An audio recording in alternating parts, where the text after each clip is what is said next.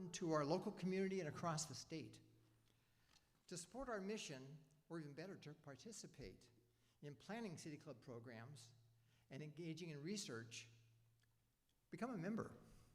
You can do that by going to our website, pdxcityclub.org/membership, and there you can indicate how you'd like to engage in those activities. And I have a deal for you. If you join tonight, you can get $40 off your membership, and use this code.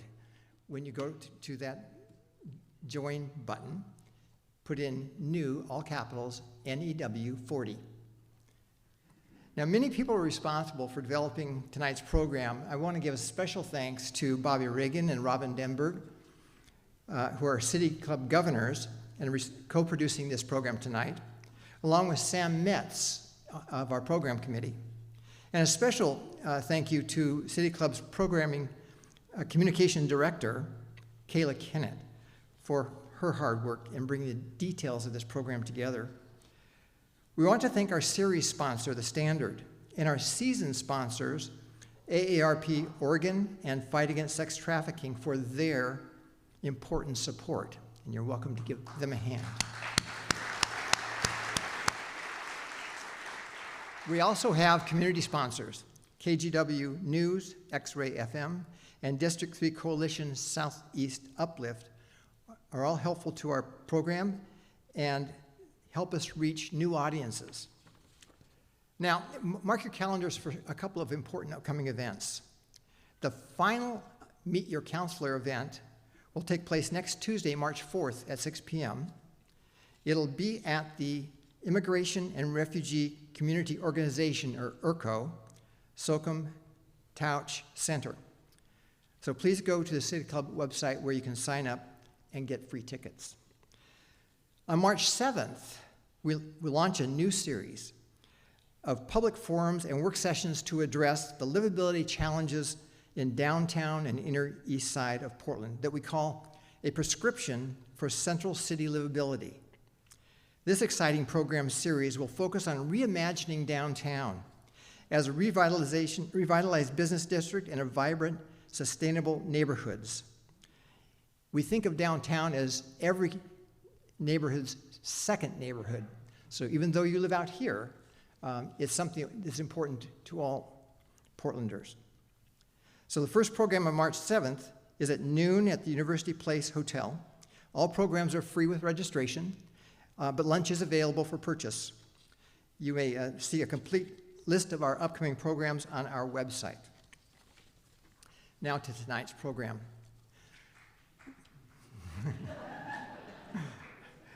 With the adoption of Portland's city charter changes, Portland moved Portland away from its long-time form of government.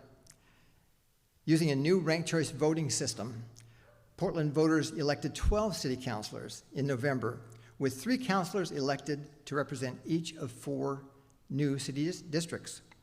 These city councilors were sworn into office only a month ago, so give them a little bit of slack. Tonight's program features city councilors from Portland's District 3, which covers most Portland's neighborhoods west of Interstate 205 and south of Sandy Boulevard. There are some exceptions, excluding Reed, Selwood, Eastmoreland, Ardenwald, Johnson neighborhoods, and including a sliver of Northeast Portland. One person. This district includes popular features like Laurelhurst and Mount Tabor parks, many neighborhood business districts, and several community centers, including the Rose City Golf Course. District 3 is the second wealthiest district behind West Side's District 4. The district's median income is $84,000, but 11% of the residents live below the poverty line.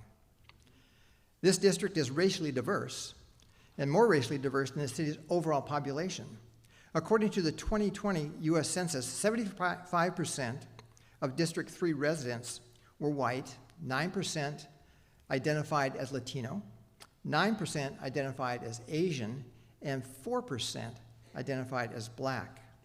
And interestingly, the district had the most candidates for this office, 30 of them, and typically has the highest voter turnout of any district.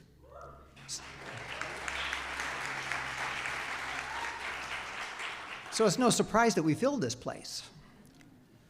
Our new District 3 councilors, let me introduce them. First, Tiffany Koyama Lane.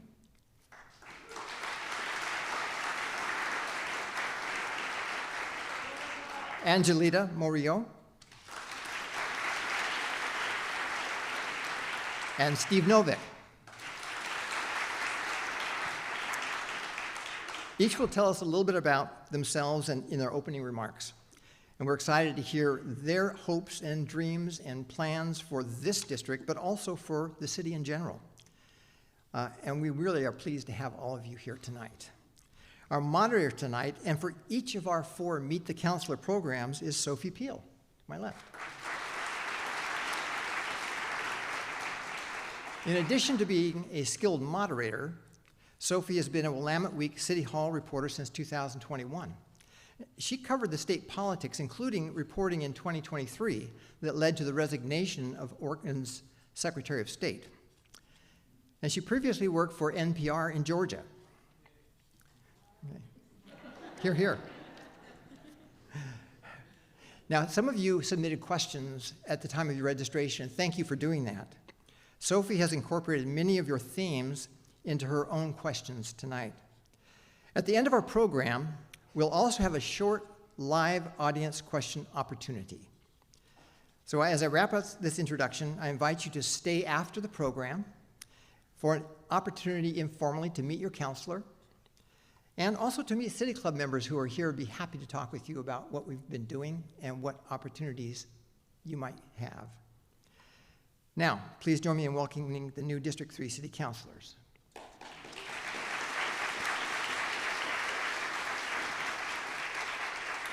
And Sophie, I'm turning it over to you.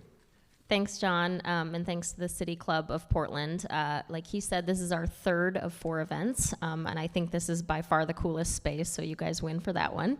Run of show tonight, just a little heads up, we've got 20 minutes of District 3 based questions, then about 20 minutes of citywide questions, and then about 10 minutes of live audience questions. Like John said, 2 of the 3 counselors are gonna hang out after.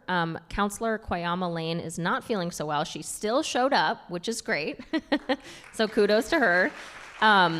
But she is gonna head out after just this portion, so she will not be hanging out after to answer questions because she probably needs to rest. I think they all need to rest, but she probably needs to rest the most right now. So we're gonna start out, I'm just gonna ask each of you to take 1 or 2 minutes to introduce yourselves, tell us a bit about yourself, and not necessarily why you ran for office, but what you think you bring to the city council that maybe no one else brings. Councilor Murillo, let's start with you.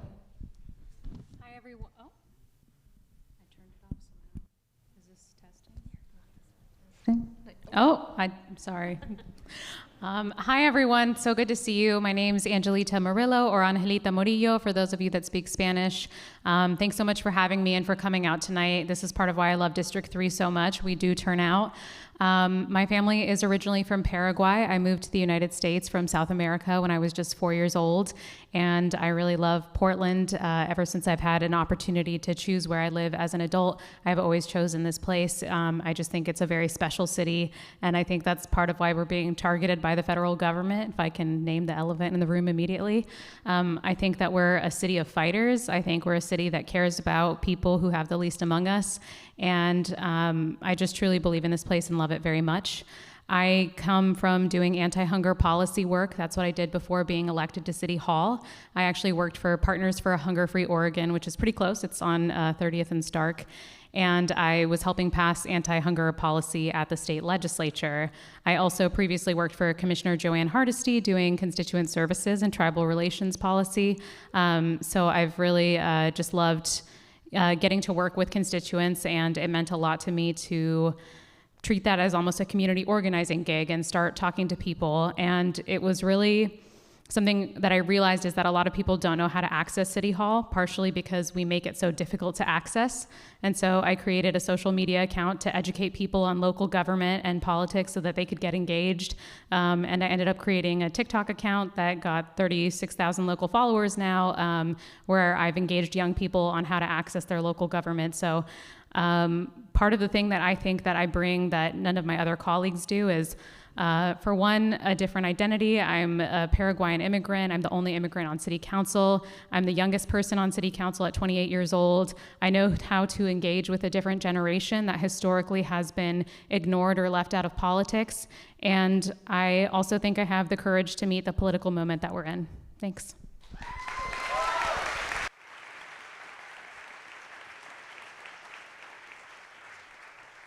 Thank you. Now mine's, there we go. Counselor Novick. Is this on? Yes. Thank you. Hi, I'm Steve Novick. I'm not quite the oldest person on City Council, but I'm pretty darn close. I grew up in Lane County in Cottage Grove and basically never visited, thank you. Basically never visited Portland when I was growing up. My first real exposure to Portland was when I was working for the Federal Justice Department in DC, and I sued the Port of Portland for Clean Water Act violations. So I came out here in that case, and the EPA lawyer from Seattle that was working with me used to live here, so she took me on sort of a tour, and I was like, this is a really nice city. Maybe I should move back to Oregon. So a few years later, I did that. In terms of what I bring to the council, one thing is, and I forgot to mention, I was an environmental lawyer then. I was also an environmental lawyer for the state over the last 6 years, mostly fighting things the Trump administration was doing at first and then supporting things the Biden administration was doing the past few years. And if I still had that job, then I would be spending every minute of my life thinking about the Trump administration. And I'm so glad that now I can spend some of it worrying about a $100 million budget deficit instead. In terms of something I bring to the council, one thing I bring is a passion to let people know where their tax dollars go and what the kind of choices are that governments face. And right now, we are facing this $100 million deficit. And I want to be sure that we let people know that the city spends the vast majority of its discretionary money on police, fire, parks, and more recently, homeless and housing services. So when people hear about cuts we're contemplating, it's going to be in those things. So I'm going to want to get people to understand that and help us navigate through those choices, understanding what the choices are.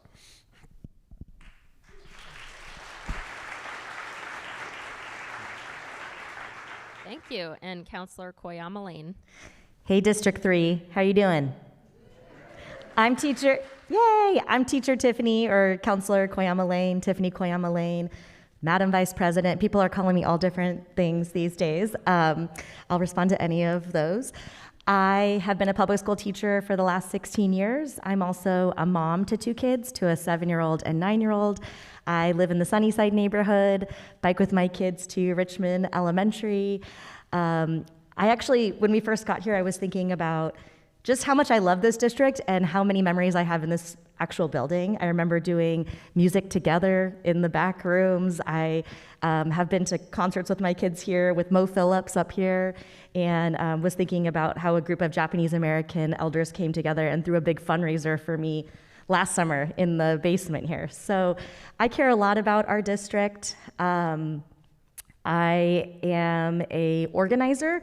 As I knocked on many of your doors in the past year, I talked about my vision was seeing this position as a city councilor really as a community organizer, so someone who's keeping a pulse on what are the constituents saying, who's feeling boxed out, how can people really feel like they're heard. I'm spending a lot of time trying to bring that energy with me into City Hall. Everyone who's written me a handwritten letter, I have written you a handwritten one back. So if you sent one, there should be one coming to you back for me in the mail. I think, a piece is like bringing my perspective as a mom. What does it feel like to be raising kids in District 3? I have that lived experience. Also, I'm the first Asian American woman to ever serve on Portland City Council, which is exciting, and hopefully, thank you. Hopefully there will be more to come. And so I think that mom experience and bringing my identity, and also having this community organizer lens.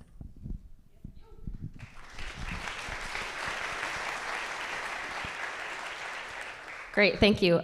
So before we launch into kind of more specific District 3 questions, I'd like to ask each of you just to take 1 minute, if you could, or shorter, which is even better, to talk about a very specific issue to District 3 that you would like to address during your term, whether that's like a particular intersection that is particularly dangerous or a park that is not doing well. What's a very hyper-local place in District 3 that you want to see improvements? Whoever can think of it first can go first. I mentioned I live in the Sunnyside neighborhood. I'm just a couple blocks from where Jeannie Diaz was killed sitting at the bus stop. She's someone who my kids knew. She checked out books to them. She was a youth librarian at the Belmont Library. So making sure that we are really thinking about ways that we can all move through our neighborhood without the fear of traffic violence. So making sure that I'm leaning on people that know a lot about this. I had a conversation with about 6 representatives today from PBOT, just talking about some of the work that they're doing, ways that I can be supportive, and specifically thinking around some of our schools. Especially, I saw some folks from Bike Bus here. There are some schools that have a lot of momentum already, and so talking to them about how can we harness some of that and get community members helping in some of these different education programs. So what they said is sometimes folks will feel like PBOT does projects and the projects are done to them rather than feeling involved. And so I'm like, I can help with that. I have like the list of every PTA president in our district. And I know the union reps. Like some of this is, I can bring that organizer lens and help. How powerful would it be to have kids involved with doing some work to make sure that they feel safer right around their schools? Great, thank you. Councilor Novick. Well, I'll bring up a really hyper-local thing, somebody emailed to me about a few days ago. I got an email from someone who lives at 44th and Stark who said that people speed down Stark like bats out of hell. And she was asking if it's possible we could do something like put a speed camera in her neighborhood, which do have a track record of slowing people down. Now, it's kind of tricky being on the council. The administration deals with, day-to-day stuff. The council's supposed to do policy, and I want to respect that, but at least I can ask, what are the criteria for putting in speed cameras? Is that stretch of Stark on your radar? What would have to happen for it to be in your radar?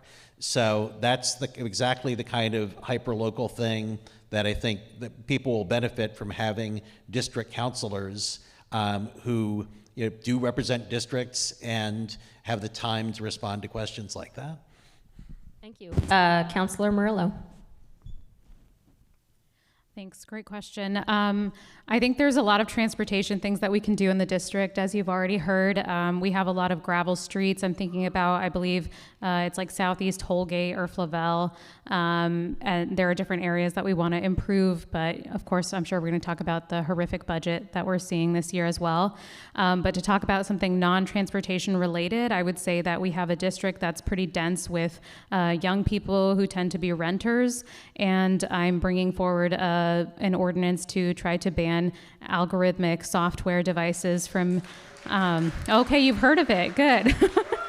To stop landlords from price fixing through the use of AI software. So we have a housing affordability crisis across the city. It definitely impacts District 3, and it's just one tiny piece of chipping away at that. Thank you. You guys' clapping is going to take up a lot of time, but keep doing it. It's nice. It's very supportive. So District 3 has the city's first temporary alternative shelter site. I think I got that acronym right. It's a tiny pod shelter, and I believe it has over 100 pods at this point. It was a little bit controversial when it was first getting set up a couple years ago. I think it was 22, 23. But now I think there's quite a bit of support from city leaders on that. I'm curious if each of you, and if only one or two of you want to take this question, that's totally fine. I'm curious if, as you've seen that pod shelter sort of evolve over the years, if you believe it's a model that is working and that should be replicated, or if the city should not replicate that and look elsewhere. Councilor Murillo, let's start with you. Yeah. Testing? Okay, sorry. Sorry, I'm going to get used to it by the end of this, I promise. I think that it's a good shelter model insofar as a lot of unhoused people that I talked to, especially when I did anti-hunger policy work, really wanted a place where they could close their door. Having that private access is really important. I also think it has deviated a bit from the original outdoor shelters that were originally created by Commissioner Joanne Hardesty. The original intent of those spaces was not just to replicate the indoor shelter model in an outdoor space. It was actually to create autonomous shelters that were guided by a council of unhoused people that lived within it, because then they can make decisions together, have more ownership of the community space that they hold, and that creates just a different dynamic with how you, as an unhoused person, engage with the community and so on. So I think that there are good things and things I would like to see changed. And I also think that we have to think very, very critically about when we're expanding shelter, where are we expanding the services to get people connected into long-term housing? Because if we don't include that step in a lot of what we're doing, we're going to hide homelessness, in these shelter spaces, but we're not necessarily going to resolve the issue, which is making sure that people are permanently housed. Just a little bit of context. Urban Alchemy is the contractor that runs that shelter. They're an out-of-state company. And I was trying to think of an adjective to kind of best describe their style, and this is not the right one, but it's the best one I could think of. They're a little bit more militant than maybe some other contractors are that do oversee these shelters. Again, wrong word. I hope I don't get in trouble for that. But that's sort of where a bit of the rub was, is that I think there were a lot of people that were concerned that the way they ran shelters in other cities and states was just a little bit harsher than maybe Portland would want. Sure. I'd actually like to respond to that, because I think the main issue with Urban Alchemy at first was that they were started in San Francisco. I haven't heard horrific reports from Portland, but I do want to add the context that part of the reason community advocates were really concerned about them was that there is a lawsuit going on with Urban Alchemy from San Francisco because of abuse that staff had potentially done to unhoused people within that shelter space.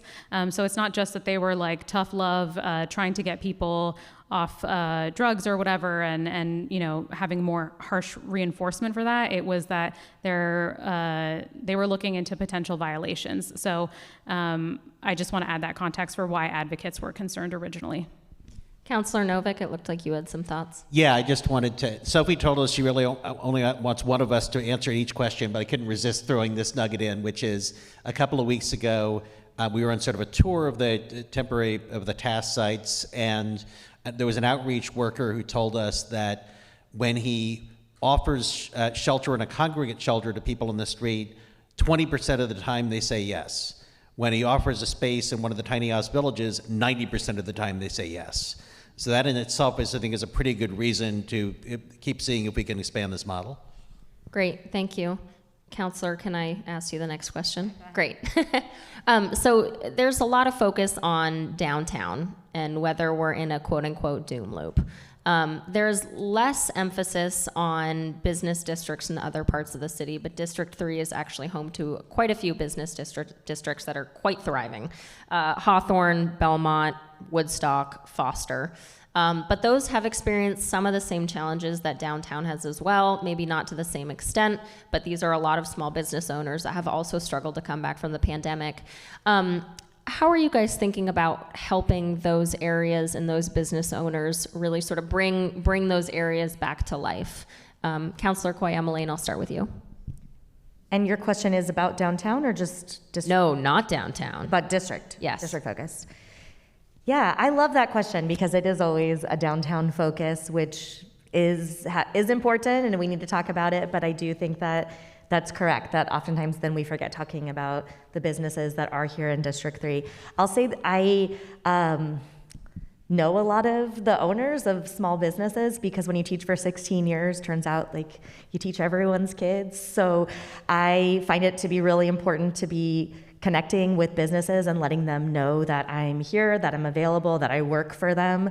So I was recently invited to the Woodstock Community Business Association meeting, and they have a big annual potluck, and it was great to be able to connect with folks and let them know that I am their representative. And like we want them to feel like they can have their small businesses here. So I think a piece is making sure that they know that they're also part of being my constituents. And I'm like slowly building a spreadsheet of a lot of different contact information of different small businesses throughout District 3. So I think oftentimes in life, in politics, we can think in like one or the other or black and white, when really like things are more complicated than that. And so to make sure that, you know, like saying that I'm pro small business is not like a bad thing, or doesn't mean I don't care. I'm not also a champion for the working class. Like I can be both of those, I believe. And we can think about things that uplift our community. I think I'm going to press on this question just a little bit more, because I think there's a lot of businesses, both big and small, but especially small businesses, that say it is just untenable for us to stay in Portland for a number of reasons. Whether that's safety, whether that's they're just not getting enough foot traffic, whether that's they're not making their margins work. What are specific things that you believe the city is not offering small businesses right now that it could be offering in the next months that could really make the difference? Well, I know something that the city was offering but ran out of funds for was the program to pay for when your windows get broken. And so I do think that programs like that are important. I have a dance class that I go to in district, and their windows got smashed, and I shared with them how they could get some support from the city, but that fund is gone right now. So thinking about ways that we can actually be directly supporting our small business owners, because something like a smashed window or one break-in can be really hard for folks that are running a small business. Is that specific enough? That's great, yes. Shifting a little bit to citywide questions, I mean, I think like the question of the next 4 months is how we're gonna write a balanced budget. We have a $100 million budget deficit right now, and I think cities all over the country always say that they're in a budget crisis, and then somehow they're like, not really. This one's real. This one's really real. And we're not going to get out of this one by just plugging little holes here and there. I mean, this is a huge deficit. And I know that councilors have been asked to send sort of their cut preferences, or where they want the administration to look for cuts, to City Administrator Mike Jordan and Mayor Keith Wilson. I'm curious if each of you could share just one or two places where you have asked the administration, hey, I think we should look at this area for potential cuts. Councilor Morillo, let's start with you. Yeah, thank you for this question. It is, Sophie is absolutely correct. We are in a really tough budget season, and actually Councilor Novick and Koyama Lane and I have discussed hosting a town hall to kind of have this hard discussion in district about more specifics for the district. I think that there are going to have to be huge cuts. I think that we're going to have to look at cutting from the top, ideally, as far as management goes in some spaces, because we have a lot of city employees. This is really heavy for me to say. I don't feel happy about this, but I think that we have a lot of city employees that do that direct line of work with community that we can't afford to cut, and so sometimes we're going to have to figure out how to cut from the top.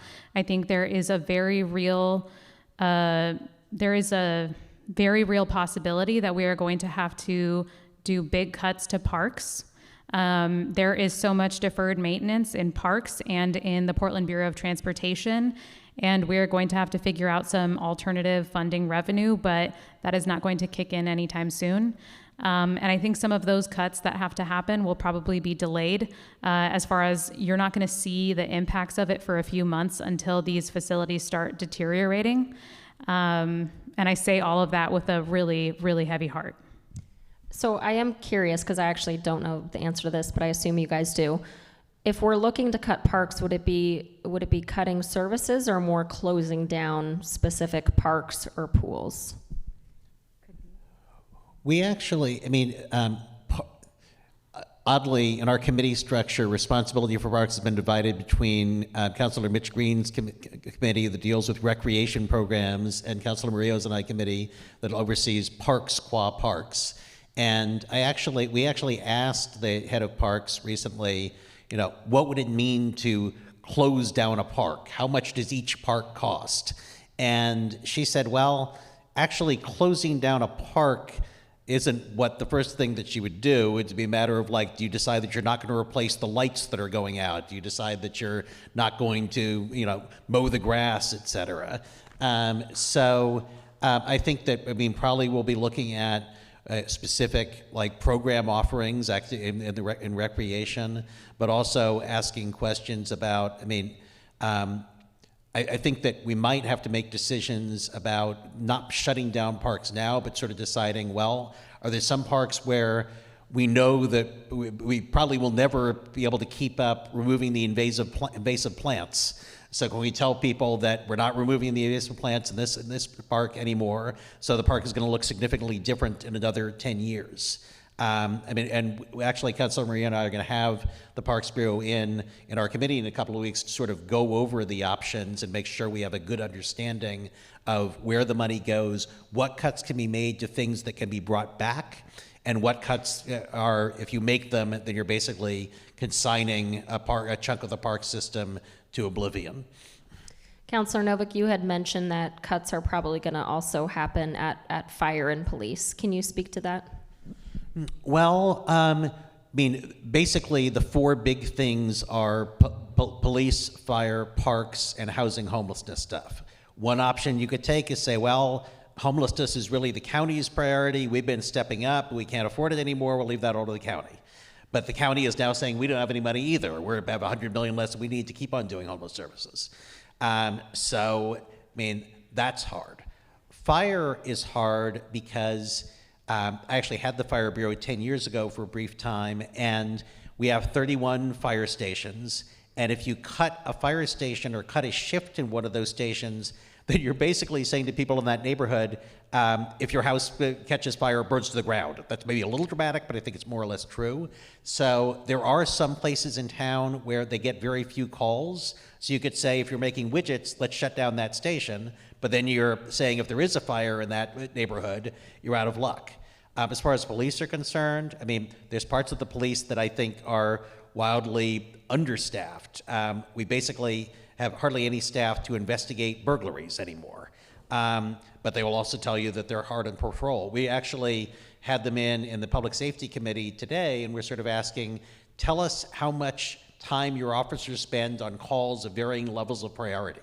And we can say, well, if you cut out priority calls 8 and 9, here's how much you would save. Maybe you wouldn't save very much because they don't spend much time on priority calls 8 and 9.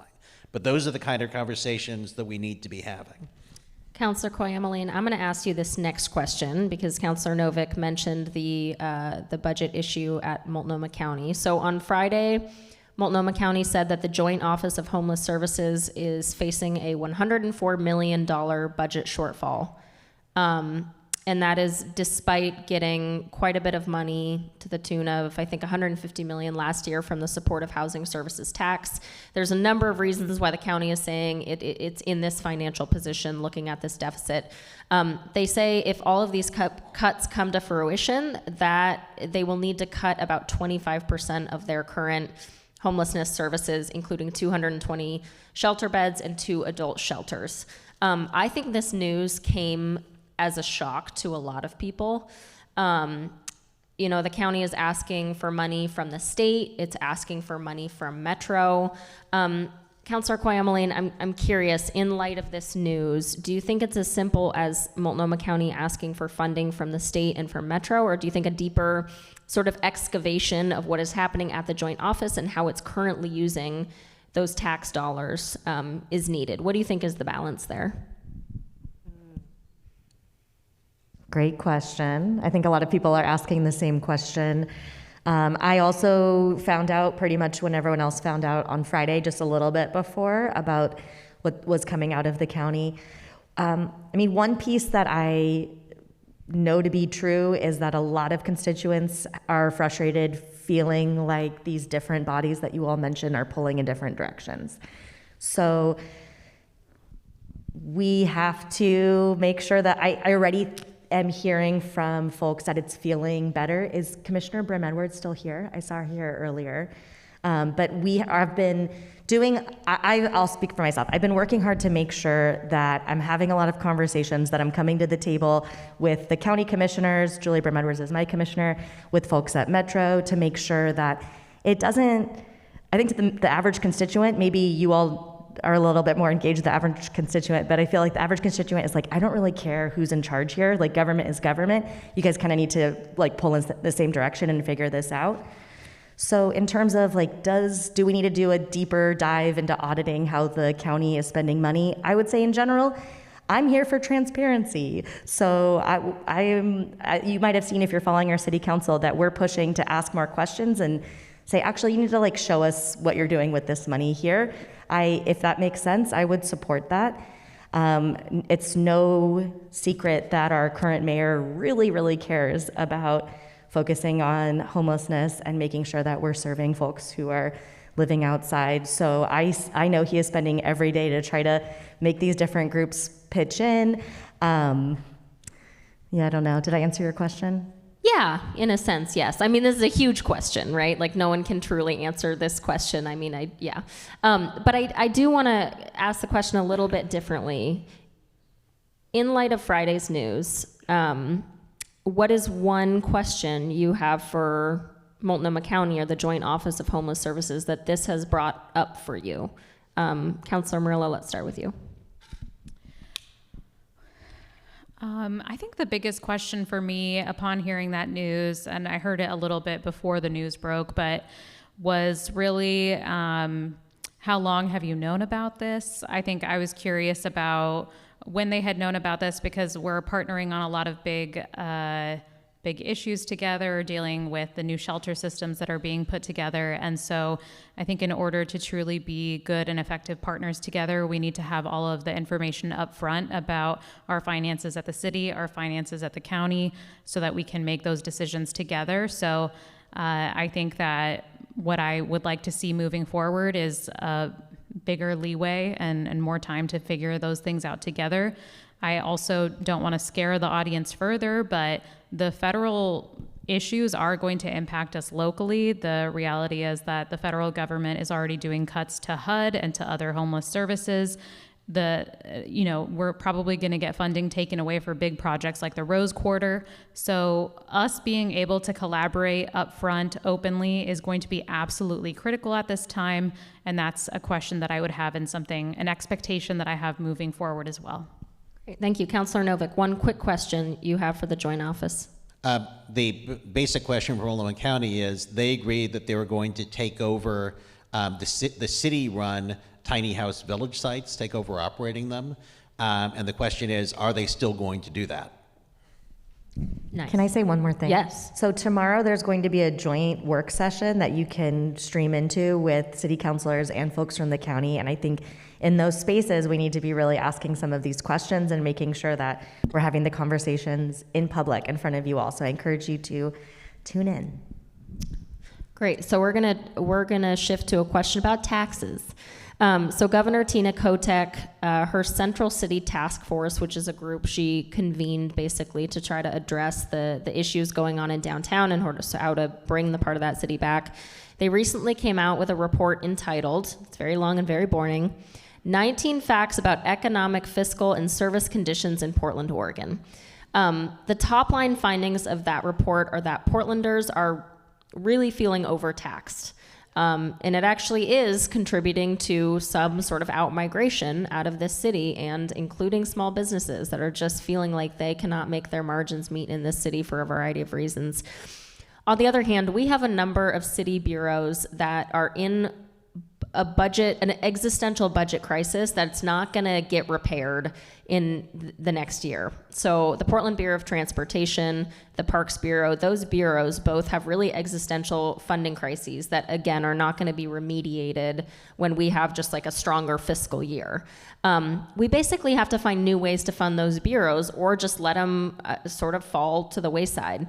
So I'm curious how you sort of balance those two things of Portlanders feeling in general pretty overtaxed, and also we have services that it's not easy to find funding for, and it seems like normally you'd be like, yeah, we'd go out for a levy or we'd go out for a bond.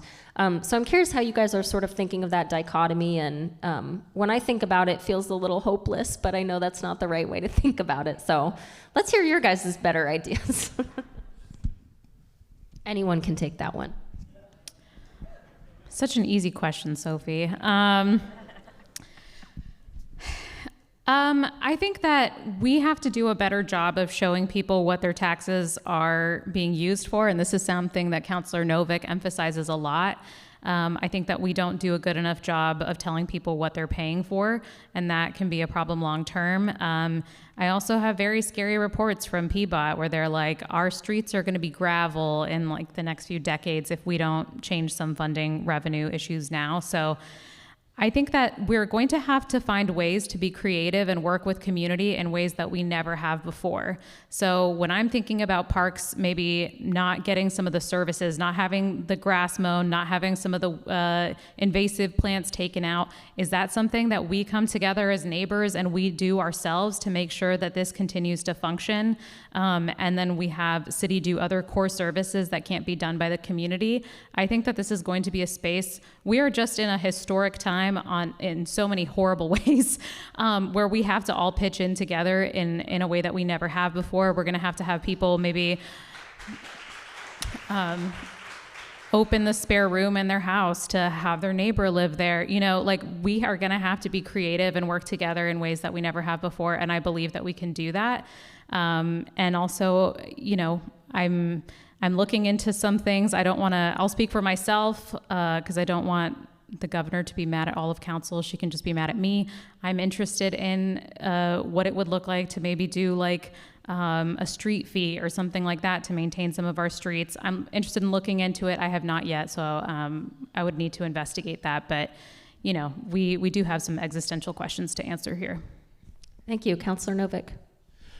So I tend to think that people get upset about taxes when they, like, just as Councilor Morillo said, when they don't see the value they're getting from them. I think that if homelessness had disappeared from our streets in the past 2 years, people wouldn't be that upset about paying the homeless service tax. I think that if we had preschools for every child in Portland, people wouldn't be upset about paying the preschool tax. So I think that people's are more concerned about not seeing value than actually paying the taxes. I think that in this budget crisis, we do need to ask people and explain. I mean, I think one of the questions that should be asked is, do you want to cut police? Do you want to cut fire? Do you want to cut homeless services? Do you want to cut parks? Or do you rather see us raise revenue in some way? It's not like I have any particular revenue idea in mind, but I think that question has to be asked. And I think that, like the Portland Metro Chamber and the governor say, we don't want any tax increases in Portland in the next 3 years. And I do kind of feel like asking them, okay, then what do you want us to cut? And it may be that there's an argument that raising taxes of any kind will make Portland totally so unattractive that people keep on leaving droves and nobody comes here. But I think you do have to ask what happens if we make the kind of cuts we're going to make otherwise. So again, I'm not proposing raising taxes or any particular tax, but I think that it needs to be part of the discussion. I agree with my colleagues. I think we have to be creative. We have to think of a lot of different solutions here. I encourage you all in March next month, we're going to be doing some sort of a budget town hall. There'll be one in every district. And it is important that at these meetings, I'm pushing that there will be a chance for you all to actually, you know, maybe like teacher style with a worksheet, like you get to actually try balancing a budget and give some real feedback. And I'll say, I mean, all of these different bureaus are coming before us and briefing us and telling us about the important work that they do. And then they all are saying, cuts are going to be so hard. I'll say one thing I can't stop thinking about is when someone from PBOT came and talked about the truck that fell into the sinkhole recently. Did anyone follow that? No. If you can look it up, it was found in not a in pipe, and them talking about this literally is the kind of stuff that could happen if we're not taking care of our roads. I think when a lot of these services are going well, you don't really notice them, but then when huge things like that happen, it shows you what happens when you're not maintaining the infrastructure. This is a bit of like macabre humor, but I do feel like in all these work sessions, all the bureaus that are facing cuts are basically like giving their best go at the worst thing that could possibly happen. They're like fighting for who the worst thing has happened to. I think you guys have been like front row for that, but it's not been funny. It's just, it is like, it's a little bit of theater, which isn't a bad thing at all. I mean, they're all trying to prove a point. Anyways, this is going off on a tangent. Never mind. All right, next question. One thing I've spent a lot of time thinking about is sort of Portland's reputation, and it feels almost like a chicken and the egg situation, and I don't always know which came first. I think a lot of people don't think fondly of Portland right now that are not in the city. And I also think a lot of Portlanders don't necessarily think all that fondly of the city right now. They love it, but they're frustrated with it. And I think we all know that reputation as a city really matters for a lot of different reasons. And it feels like the tough way that we turn our reputation around is that we actually get things done. And I say tough because that can take a long time. That is not a quick fix. Are there smaller things that we can be doing, like about how we talk about our city? How about how you guys talk about your city, or just kind of more surface things that can be done that don't necessarily take hundreds of millions of dollars that you believe can help turn sort of our city's reputation around? Yeah, I think we can have a city council that doesn't talk shit about our city 24/7. I mean, the last city council was actively campaigning by talking badly about our city to everyone and anyone who would listen. And if you repeat a lie enough times, it does become the truth. And I think that really scared people. It's 2025. People are still talking about protests that happened 5 years ago, like it's still a war zone down there. And there was a study I saw recently that showed that people who have really bad opinions of downtown Portland actually just haven't visited downtown. So they have an imaginary idea of what the city is like that is not reflective of what it's actually like in person. So I think our role as city councilors is to get the material wins for the city and for our constituents, and to be cheerleaders for this city because it is a great city. Yeah. Also, I'm sorry I cussed. Can I give a goofy answer? Yes. So one idea I have, and you can tell me if it's it is really silly, is I was thinking, does anybody remember the Petula Clark song, Downtown, from the 1960s? Can you sing it? You don't want to hear me sing it. Downtown. Worth a shot. So I was thinking that maybe someday in the summer we could get a few hundred people together and get a parade permit and some boom boxes and just stroll through downtown singing that song as loud as we can. And I discovered that Petula Clark is actually still alive. She's like 91, but she lives in Switzerland for the skiing. So I was thinking if somebody could fly her out, maybe she could come and sing the song with us. I love that. I love what both counselors here have said. I want to add on to what Councilor Murillo is saying about narrative is really powerful and storytelling is powerful. So if you let a certain story or narrative just continue, then that can have a lot of power. So I do think if you look at the counselors that were elected in this last election, you can really see a representation of a lot of hope and diversity. And there are 12 counselors that really are excited to work together and get things done. Yeah. Great, thank you.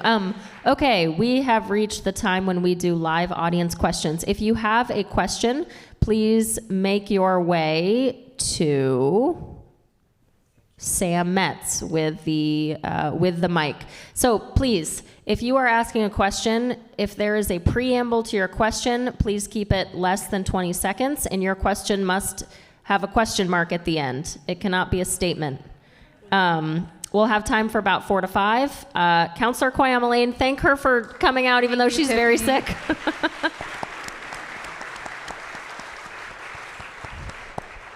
All right, go ahead.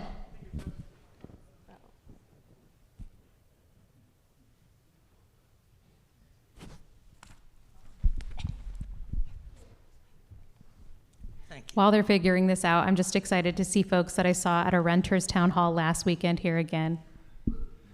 Thank you, councilors, for coming out. I know in 2023, we had passed a downtown reinvigoration tax cut in order to try to get businesses back downtown. I know that because we're in a funding crisis, I was wondering if councilors had looked into any of those remaining large tax cuts that could be causing a hole in our budget. Thank you. I actually don't know the ongoing cost of that particular tax cut. I think that the biggest hole in our budget, though, is simply that property values have not been rising and in some cases falling. So our property taxes are going down, and I think they'd be going down or not keeping up with costs, even if we had no tax cuts.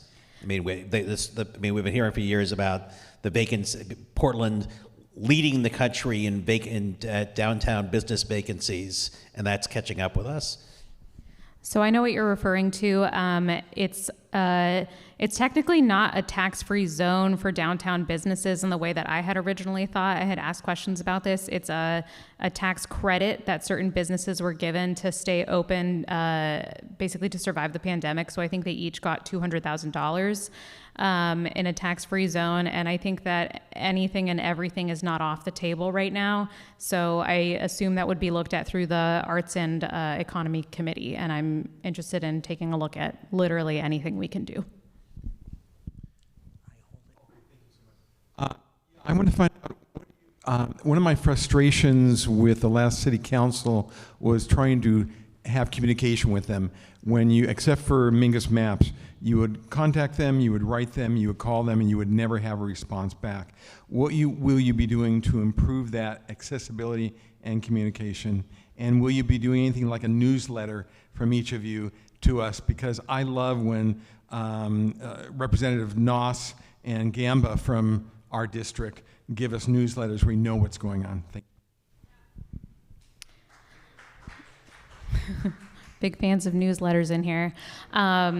Yeah, my office has a newsletter. We've only sent one out so far because my poor chief of staff is my only staffer right now. We have hired a second staffer, and we're planning on hiring someone to specifically do constituent services.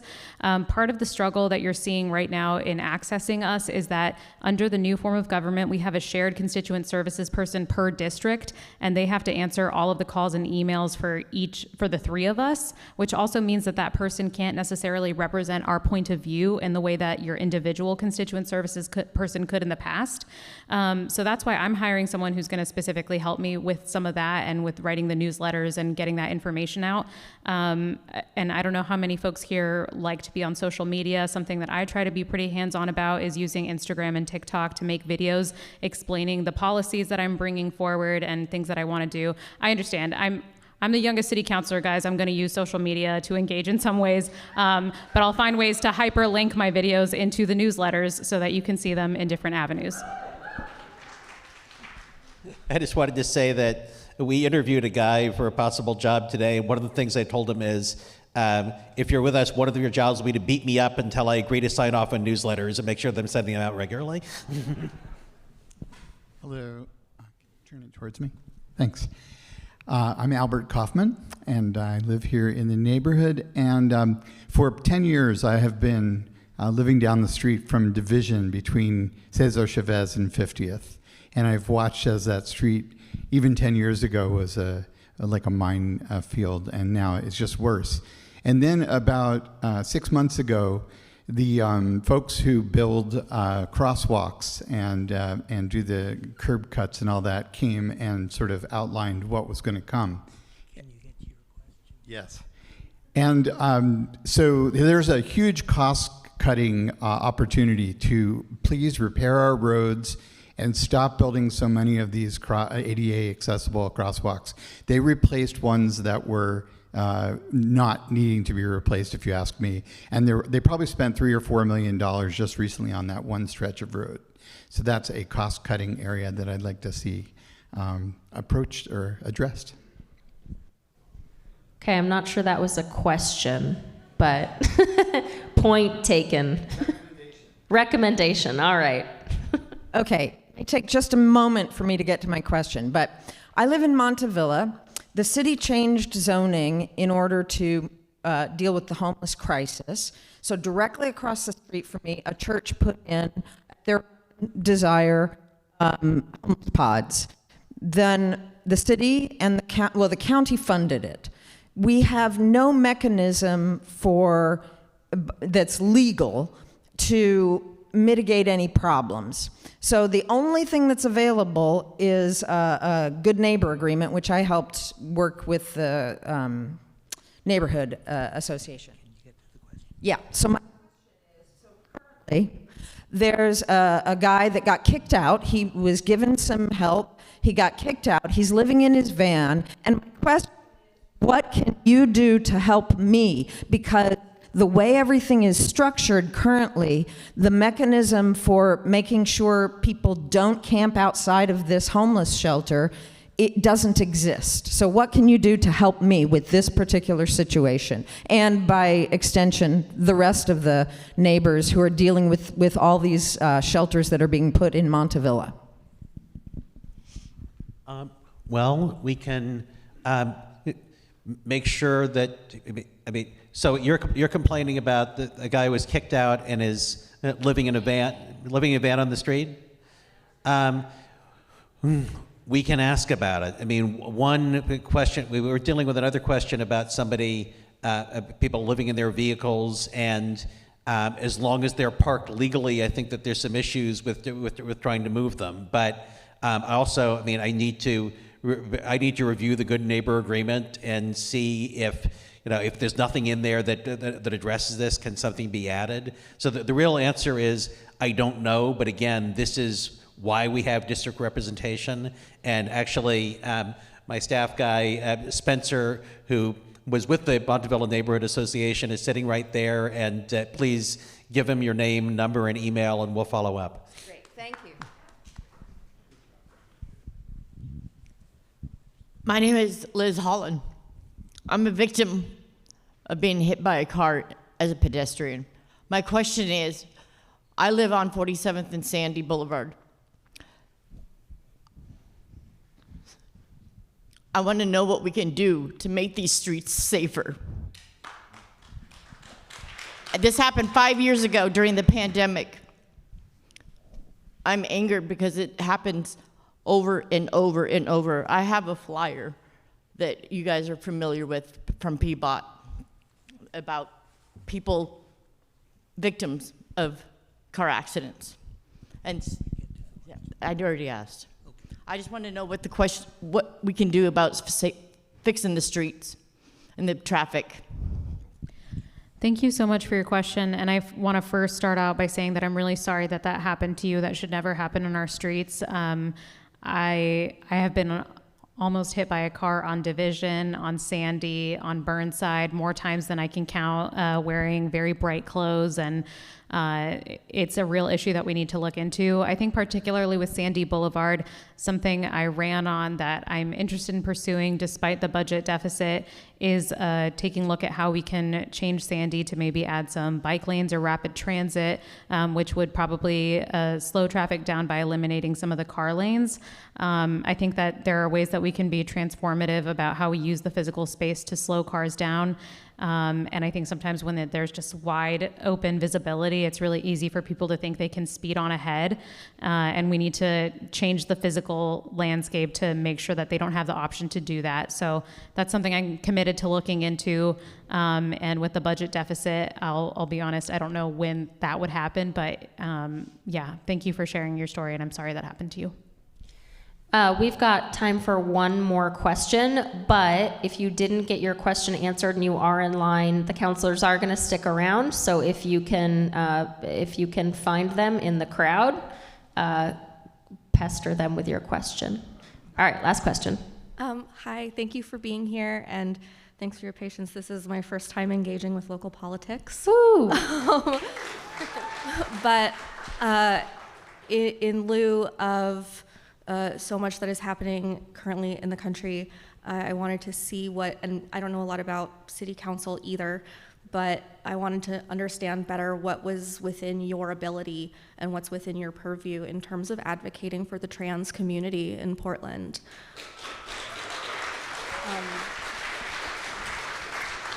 people are so frightened, and I am so frightened for my friends. And yeah, just wanted to come and advocate for my community. Thank you so much for being here. I'm so happy that you're here and that this is your first experience engaging in local government.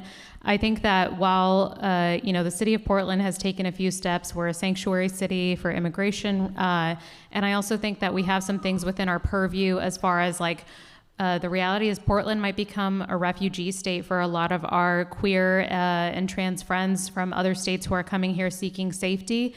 And I think that means that we're going to have to be really intentional about the policies that we pass, the shelter spaces that we create, making sure that we're creating trans inclusive shelter spaces where people are safe if they move into Portland, and making sure that we're protecting people's rights at the local level.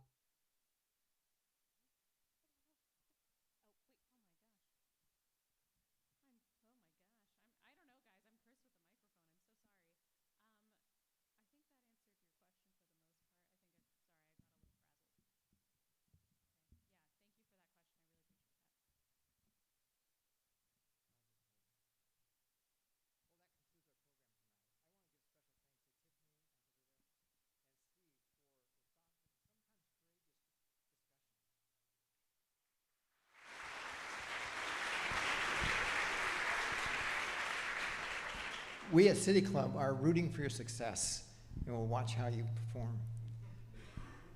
And special thanks to Sophie. She's been just excellent moderator.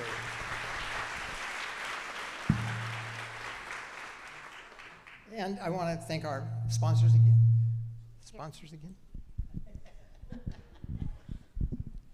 Thank our sponsors again. Is this on? Yeah. All right. The Standard, AARP Oregon, and the Fight Against Sex Trafficking for their sponsorship. And thanks for all of you for coming out tonight.